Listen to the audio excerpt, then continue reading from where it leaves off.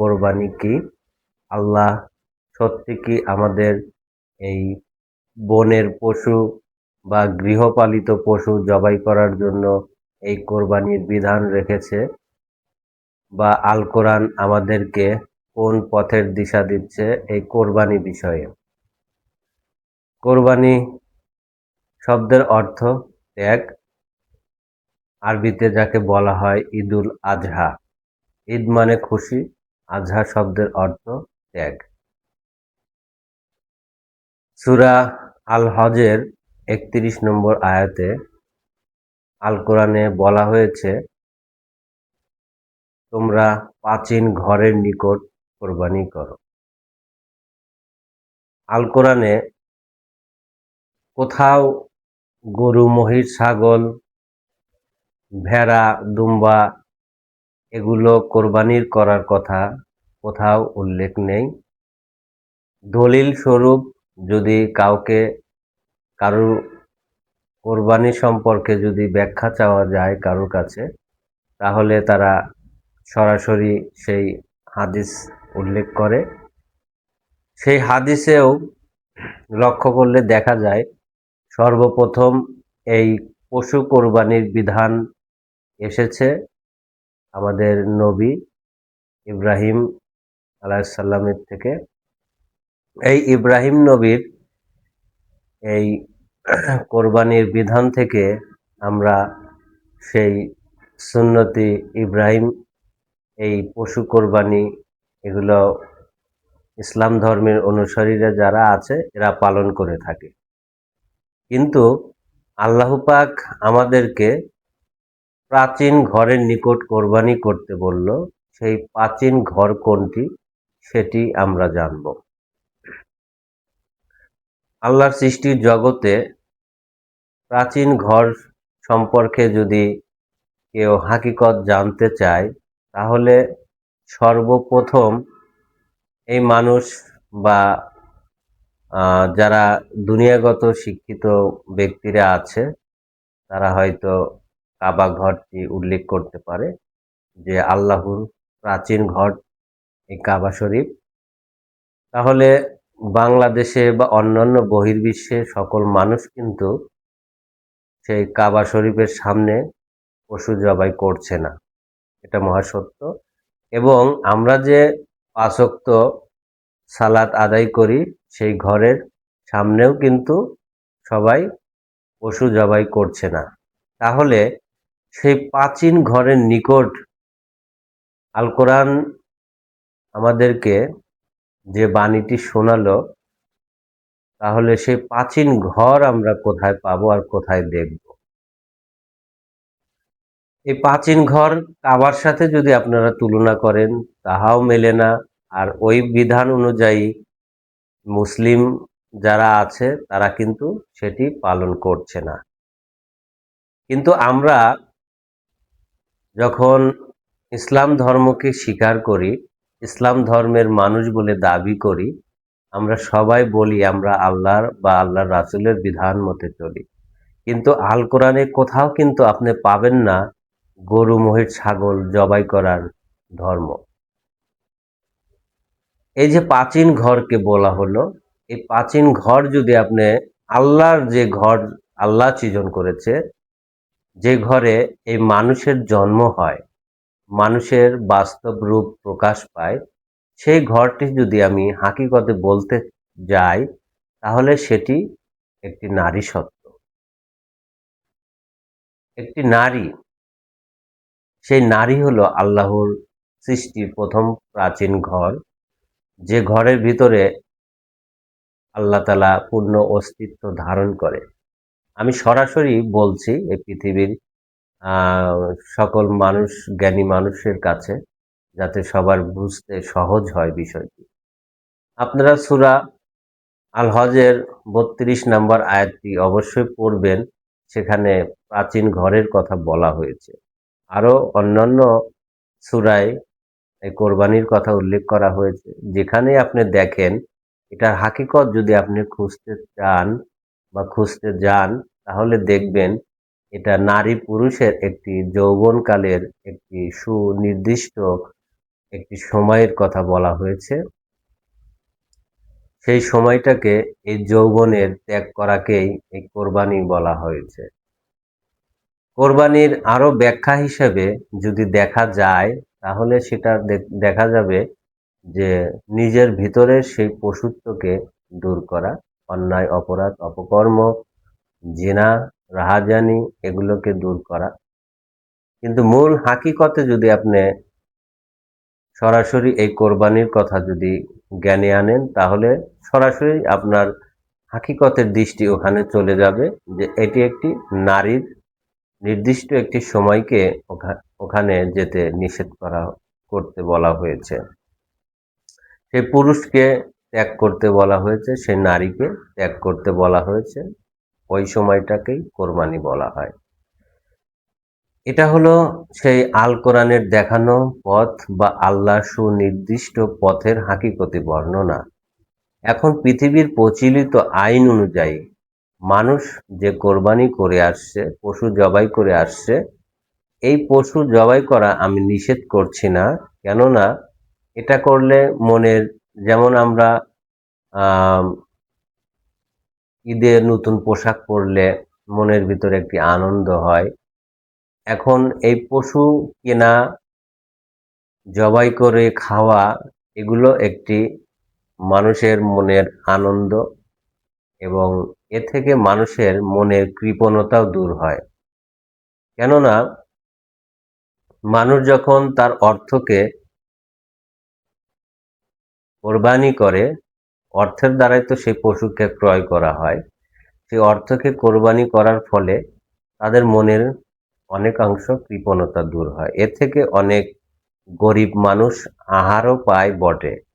তাই এটা যেহেতু প্রচলিত নিয়ম অনুযায়ী এটা চলে আসছে, তাই আমি এটা নিষেধ করছি না। কিন্তু এটা ধর্মের কোনো অংশ নয়।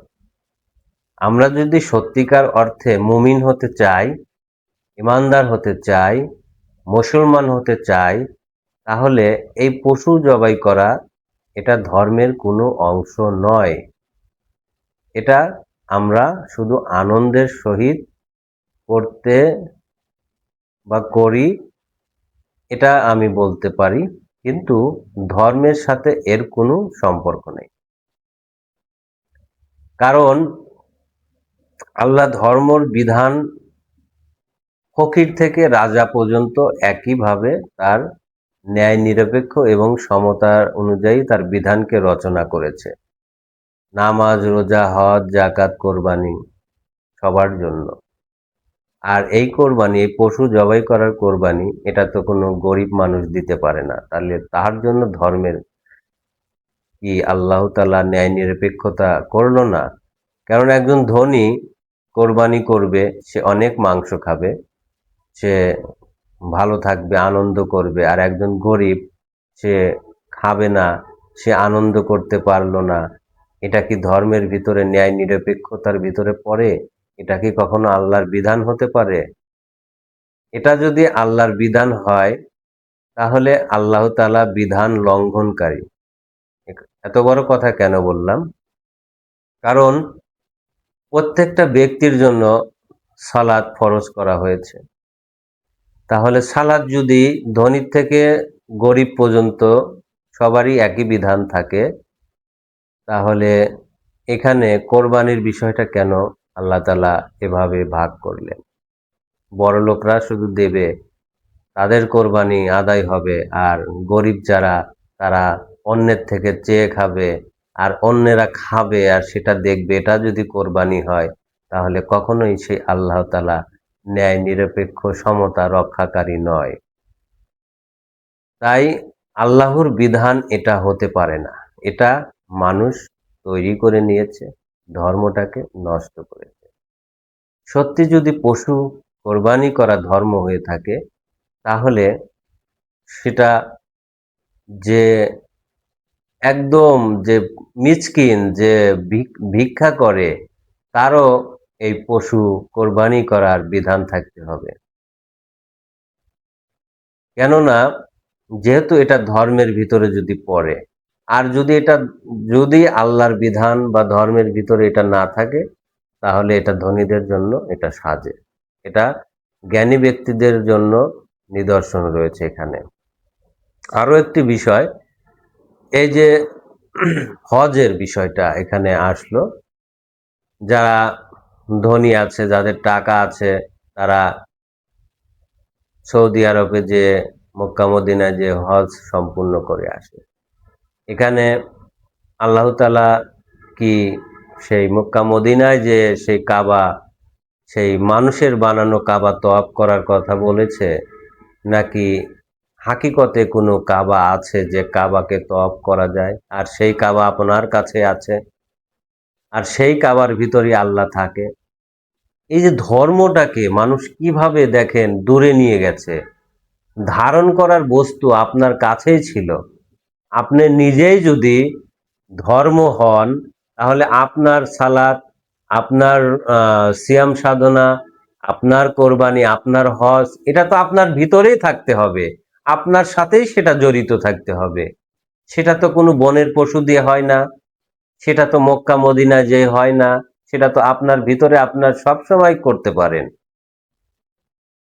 এটাই তো ধর্ম, এটাই তো আল্লাহর ন্যায় নিরপেক্ষ বিধান। আর কোরআন তো সেই বিধানের অনুযায়ী সব দিক নির্দেশনা দিয়েছে। কিন্তু সেই কোরআনকে আপনারা বলেন আমরা কোরআন মানি, কিন্তু আসলে তো আপনারা মুখে বলেন কোরআন মানেন না। আপনারা আল্লাহর বিধান মানেন না, আপনারা নবী রাসূলের বিধান মানেন না। আপনাকে মুহাম্মদের উম্মত বানানো হয়েছে, আপনারা বলেন আমরা মুহাম্মদ সাল্লাল্লাহু আলাইহি সাল্লামের উম্মত। কিন্তু মুহাম্মদ সাল্লাল্লাহু আলাইহি সাল্লাম কি সেই বনের পশুকে কোরবানি করত?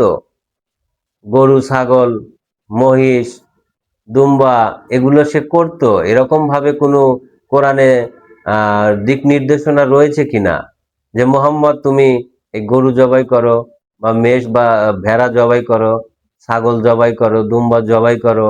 এ ধরনের আয়াত কি কোরআনে কোথাও আসছে? কোরআনে কোথাও কি আসছে তোমরা সে কাবা মক্কা মদিনায় যায়া তোমাদের হজ করতেই হবে, ওখানে যেতেই হবে? ওটা মানুষের বানানো কাবা, ওই কাবাতে আল্লাহ থাকে না।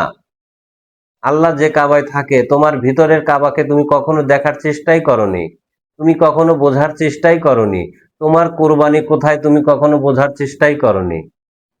তাই তোমার মানব জীবন বিফলে চলে যাবে। তোমরা যা কিছু করছো ধর্মের নামে সবই বানোয়াট। ধর্ম ছিলে তুমি নিজেই, তোমাকেই ধর্ম করা হয়েছিল। সে সৃষ্টির জীবন থেকে এই মানব জীবনে আনা হয়েছিল ধর্ম করার জন্য।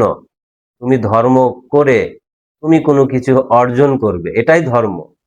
আমি নিজে কোনো কিছু হব, নিজের একটি সেই জ্ঞানকে, জ্ঞান দ্বারা কোনো কিছুকে সৃজন করব, এটাই হলো সেই ধর্ম। দেখেন না বিজ্ঞানরা নতুন নতুন আবিষ্কার করছে, ওটা ওর জ্ঞানের ধর্মকেও পালন করছে। আপনি কি আপনার স্রষ্টাকে খোঁজার ধর্ম পালন করছেন? আপনি কি আপনার জীবনকে কখনো খুঁজেছেন, খুঁজে পেয়েছেন? এটা তো আপনার ধর্ম ছিল, কারণ আপনি যে পরবর্তী জীবনে যাবেন, তার জন্য তো আপনাকে সেই জীবনের সন্ধান করতে হবে, আর সেটা তো আপনারই ভিতরে ছিল। আর সেখানে আপনারা কেউ খুঁজতে চান না, বা খোঁজেন না, দৃষ্টি নিক্ষেপ করেন না। আপনাদের কেউ যদি বলে যে চিল তোর কান নিয়ে গেছে, আপনারা কানে হাত না দিয়ে আপনারা চিলের পিছনে দৌড়াবেন? আপনারা তো সেই রকম মানুষ। আপনারা ধর্মের সত্যতা খোঁজেন না তো। ধর্মের সত্যতা তো সেই ব্যক্তিরা পেয়েছিল যারা ধর্মকে পৃথিবীতে রচনা করেছে, ইতিহাস রেখে গিয়েছে। সকল নবী রাসূলরা, তারা ধর্মের ধারণকৃত জীবনকে তারা এই পৃথিবীতে রচনা করে গেছে। তারাই তো বলেছে আল্লাহ বলতে কেউ আছে, ঈশ্বর বলতে, গড বলতে কেউ আছে। কিন্তু আপনি কি কখনো খুঁজে দেখেছেন? দেখেননি। তাদেরকে, তাদের কথাগুলো, তাদের ইতিহাস বা বই বা কিতাব থেকেই কিন্তু আপনি ধর্ম মানার চেষ্টা করছেন। কিন্তু আপনি নিজে খুঁজে পেয়েছেন কিনা আপনার ঈশ্বরকে, এই দাবিতে কে এসেছে যে আমি আমার ঈশ্বরকে খুঁজে পেয়েছি, আমি আমার আল্লাহকে চিনি জানি, আমি আমার নবীকে চিনি জানি? বলেন কে আছেন এই পৃথিবীতে এই দাবিতে? আমি আমার আল্লাহকে চিনি, আমার ঈশ্বরকে চিনি, আমার প্রভুকে আমি খুঁজে পেয়েছি। বলেন কে এই পরিচয়ের দাবি নিয়ে আপনাদের সামনে কথা বলেছে? যতক্ষণ পর্যন্ত আপনি আপনার প্রভুকে খুঁজে না পাবেন, ততক্ষণ পর্যন্ত আপনার আখিরাত বা পরবর্তী কোনো জীবন নেই। আপনি যে জীবন থেকে আসছিলেন, সেই মরার, সেই সৃষ্টির, সেই দোজখের জীবনে আবার আপনাকে নিক্ষেপ হতে হবে। কোরআন বলেছিল যে তোমাদেরকে আমি সেই মরার থেকে জীবন দান করেছি, আবার তোমাদেরকে মৃত্যু দান করব, পুনরায় আবার উত্থান করব। এগুলো তো কোরআন বলেছে, এগুলো তো আপনার সাথে হচ্ছে, কিন্তু আপনি কি সেগুলো কখনো অনুধাবনে আনার চেষ্টা করেছেন? যে কোথায় আমি ছিলাম, এখন কোথায় আছি, আবার কোথায় যাব? এই জ্ঞানটা অর্জন করার জন্যই আপনাকে ধর্মের আহ্বান করা হয়েছে। জ্ঞানীরা বলেছে তোমরা ধর্ম পালন করো। ধর্ম তো ছিল একটি জীবন, সেই জীবনকে বাদ দিয়ে শুধু আমরা মুখে মুখে বলি আমরা ধর্ম পালন করি, ধর্ম মানি, কিন্তু আমাদের অন্তরে কোনো ধর্ম নেই। আমাদের আদি পিতা হযরত আদম শফিউল্লাহকে আল্লাহ নিজে তার তরফের খলিফা বা প্রতিনিধি বানিয়েছে, আর সেই পিতার সেই অস্তিত্ব নিয়ে, সালাত নিয়ে আপনি দাঁড়িয়ে আছেন, আবার তাকেই অপরাধী বলে আপনারা সাব্যস্ত করেন যে আদম ভালো না, আদম গন্ধম খাওয়া অপরাধী। আরে ভাই, আরে বন্ধু, আদম যদি গন্ধম না খেত, তুমি আমি কি এই মানব জীবনে, এত সুন্দর এই বাস্তব জীবনে আসতে পারতাম? যে জীবনে এসে তুমি সকল সুখ শান্তি ভোগ করে যাচ্ছ, কিন্তু নিজের কথাই তোমার মনে নেই, তোমার পিতার কথাই তোমার মনে নেই, তোমার আল্লাহর কথা তোমার মনে নেই। তুমি দুনিয়ার লোভ লালসা, অর্থ সম্পদ, নারী গাড়ি বাড়ি, এগুলোর জন্য তুমি পাগল হয়ে গেছো। কিন্তু সেই পিতারই তো জীবন তোমার সাথে, সেই পিতারই তো সালাত নিয়ে তুমি দাঁড়িয়ে আছো, আর তাকেই তুমি অপরাধী বলো, গন্ধম খাওয়ার অপরাধে অপরাধী করে সাব্যস্ত করো। অথচ কোরআন বলতেছে যে আদম আমার তরফের প্রতিনিধি। আর সেই আদম জাতের জাতি হলে তোমরা কখনোই সেই আদমের কথা ওভারটেক করতে না। সেই আদমকেই যখন কোরআনে বলেছে, দলিলে বলেছে যে আদম আমার তরফের প্রতিনিধি, সেই আদমকে তোমরা খুঁজে বেড়াতে, কিভাবে সেই জাত আদমে পরিণত হওয়া যায়, তোমরা সেই আদমকে চেনার জন্য, জানার জন্য, বোঝার জন্য তোমরা রচনা করতে। সকল কিছু ঈশ্বরের সব অবদান এই মানবের ভিতর, আর সেই মানবকে সর্বশ্রেষ্ঠ জীবন বলা হয়েছে। সেই জীবনে যখন আমাদের আদি পিতাকে দাঁড়া করানো হয়, সকল ফেরেশতাদেরকে বলেছিল তোমরা আমার আদমকে সেজদা করো। আদম সর্বশ্রেষ্ঠ, আদম জ্ঞানী। আপনারা কোন মানুষ যে সেই আদি পিতা আদমকে মানেন না, আদমকে সেজদা দিতে চান না, সে আদমের উপরে ঈমান আনতে চান না? আপনারা কে? আপনারা সেই ফেরেশতাদের চেলা, আপনারা সেই নুরিতনদের চেলা, যারা কৌশলে সেই আদমকে অস্বীকার করেছিল যে আল্লাহ আদমকে বানানোর কি দরকার। আপনারা তো সেই জাতের জাতি, সূরাত ধরে আছেন আদমের, কিন্তু আদমকে মানবেন না। সালাত ধরে আছেন আদমের, কিন্তু আদমের সালাত কখনো কায়েম করার জন্য পথ খুঁজবেন না। আপনারা তো সেই মানুষ।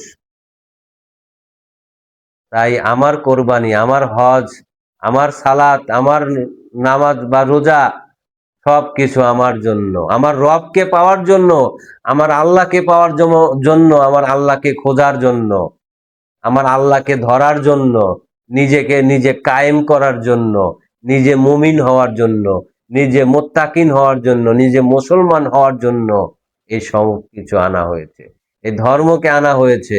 তাই যা কিছু করি সব আমার রবের জন্য, আমার রবের জন্য, অন্য কোনো রবের জন্য নয়।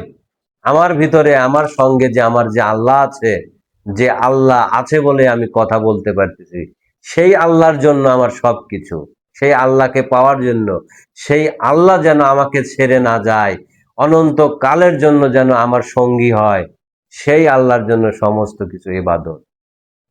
আর এটা যখন করব, তখনই আমি সেই মুসলমান হব, তখনই আমি সেই জাতে আদম হব, তখনই আমি আল্লাহর তরফের প্রতিনিধি হব, তখনই আমি চির অমরত্ব লাভ করব।